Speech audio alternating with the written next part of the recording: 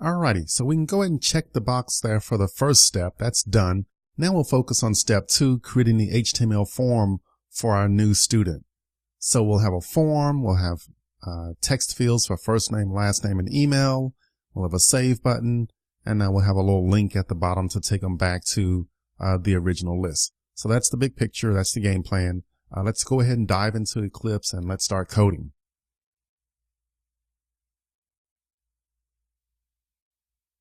All right, so we have some unfinished business here with the form. Our previous form simply had a placeholder. Now we need to get in here and do some real work.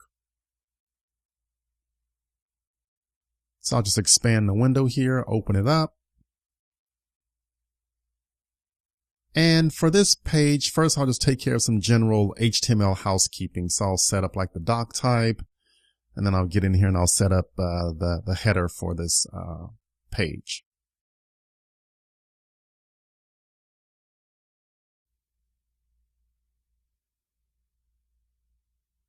So we'll set the page title for Add Student.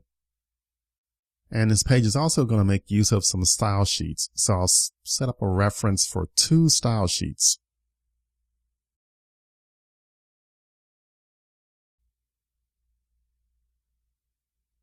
So the first style sheet is basically what we used before, style.css.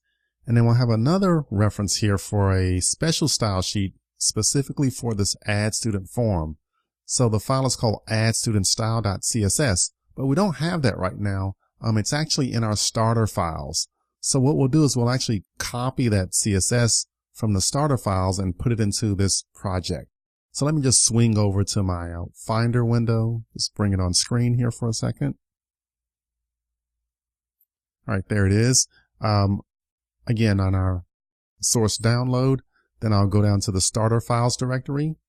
And I'll move into web content, CSS, and there's a file in there called addstudentstyle.css. So that's the new CSS file that we want. So we'll simply copy that file and we're going to move it, copy it to our Eclipse project.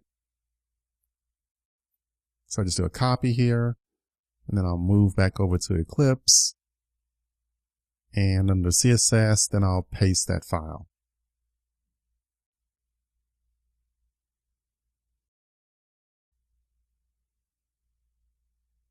All right, so this looks pretty good. So on line 8, this is where we reference that new file, and we reference the CSS addstudentstyle.css. So that's the new file that we just copied over. So that all works out. So we're good to go with that. And if you want to, you can go look at this CSS. Again, I'm not a CSS guru. You can peruse this on your own.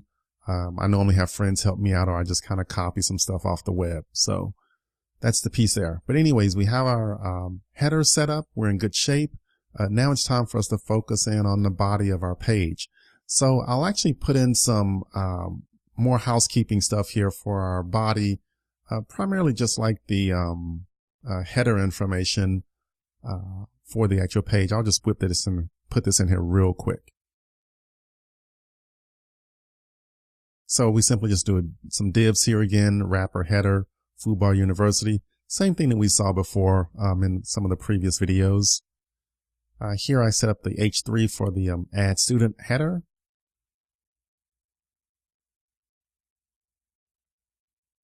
And now this is where I get down to business here. So I set up this form action equals student controller servlet. So we're going to send data to the student controller servlet using the method equals get.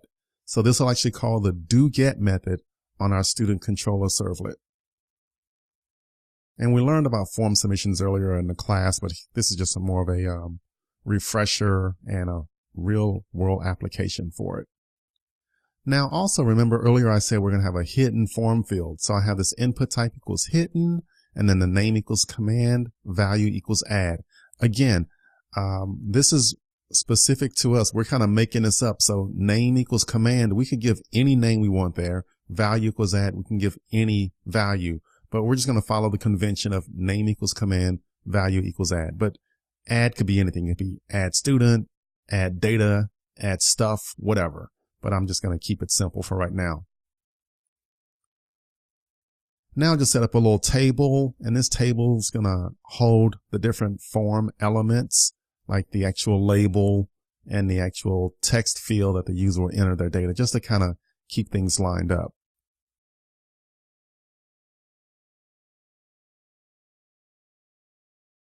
So for this first table row, I'll just set up the entry, the label for first name, and then I'll also set up a input type or text field for first name.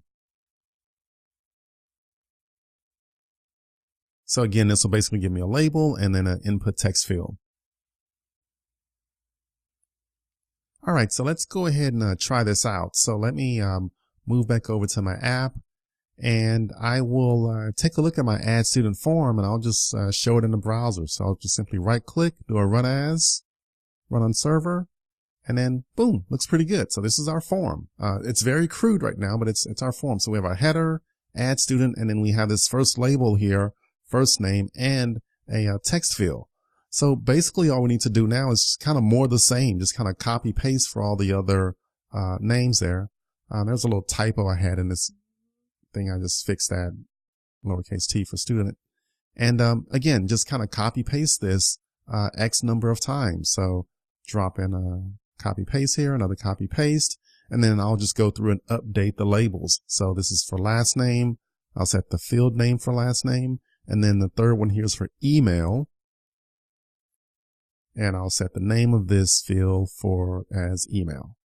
So again, remember with a form, when you have these name entries, these are the actual parameter names that you'll use when you read the form data in your actual servlet code. And then the one last thing I need to do here is another copy paste. I need to just put in an entry here for the submit button.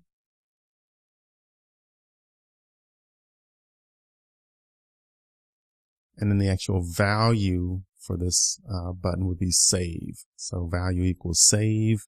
And then I even have a CSS style that I want to apply to it. So here I have class equals save. So that's something from the cascading style sheet. And that's our submit button basically.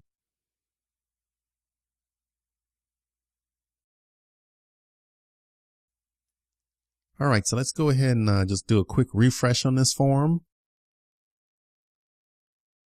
And woohoo, looks pretty good. It's starting to shape up here. So we have our fields here for first name, last name, and email. And we have our submit button here at the bottom. So this looks really, really good so far. Good job. And now one last thing I want to do is I want to add a link at the bottom of that form just so the user can go back to the list students page. So I'll just enter a quick little div here just to give us a nice little line break.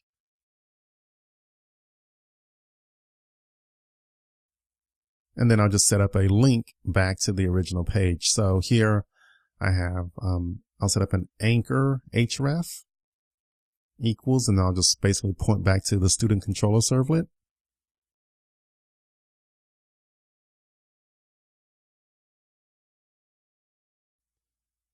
And then here I'll just say, back to list or something like that. Yeah, there we go. That'll work. And so that'll give me the link that'll point back to the original page that'll list all the students out. And I can go back over here and just do a little refresh. And then cool. So in the bottom right, I have that href link back to list. So cool. So we're in good shape for right now. So anyways, mission accomplished. We've created our form. We have everything set up. And in the following video, we'll work on our servlet to read this form data.